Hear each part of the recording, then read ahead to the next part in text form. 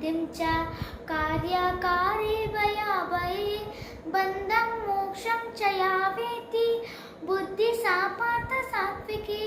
यया धर्ममधर्मं च कार्यं च कार्यमेव च अयतावत् प्रजानाति बुद्धिः सा पार्थ राजसी अधर्मं धर्ममिति या मन्यते तमसावृता सर्वार्थ विपरीतांश बुद्धिः सा पार्थ तामसी धृत्याय धारयते मनः प्राणेन्द्रियक्रियाः योगेन विचारिण्या धृतिः सा पार्थ राजसी यया स्वप्नं भयं शोकं विषादं मदमेव च नाविमुञ्चति दुर्मेधा